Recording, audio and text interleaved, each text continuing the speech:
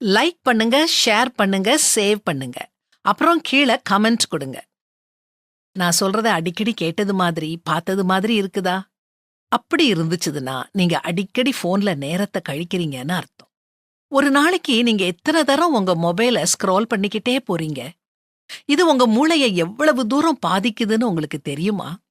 ஆன்லைன்ல மணிக்கணக்கா உட்கார்ந்து பார்த்துக்கிட்டு இருக்கிறத டூம் ஸ்க்ரோலிங்னு சொல்றாங்க. அதாவது இது நம்மை அழிவுக்கு இழுத்துட்டு போகுதுன்னு அர்த்தம். இது ரொம்ப கெட்ட பழக்கம். ஒரு நாளைக்கு 3 மணி நேரமா ஸ்க்ராலிங் செஞ்சோம்னா நமக்கு பதஷ்டம், மனச்சோர்வு ஏற்படும்னு ஆய்வு சொல்லுது. நாம எதை பார்க்கறோம், எதுக்கு பார்க்கறோம்னே தெரியாம, நம்மை அறியாம நம்ம விரல் ஸ்கிரீன்ல வரும் பிம்பங்களையும் எழுத்துக்களையும் தள்ளிக்கிட்டே போகுது.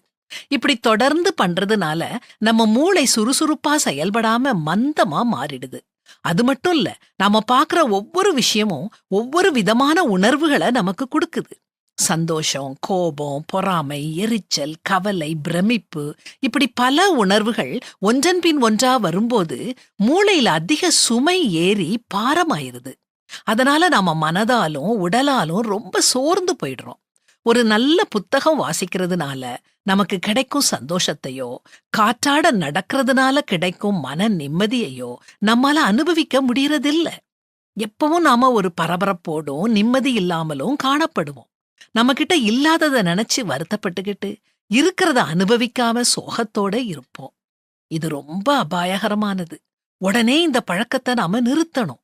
வருத்தத்தோடும் மனசஞ்சலத்தோடும் 2 கைப்பிடியும் நிறைய கொண்டிருப்பதை பார்க்கிலும் அமைச்சலோடு ஒரு கைப்பிடி நிறைய கொண்டிருப்பதே நலம்னு வேதாகமத்திலையும் வாசிக்கிறோமே.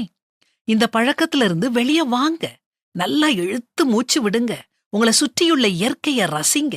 நாம அனுபவிக்க இவ்வளவு அழகான இயற்கைய படைச்ச கர்த்தரை துதியுங்க. உண்மையான சந்தோஷத்தை தேர்ந்தெடுக்கும் சாய்ஸ் உங்ககிட்ட தான் இருக்குது.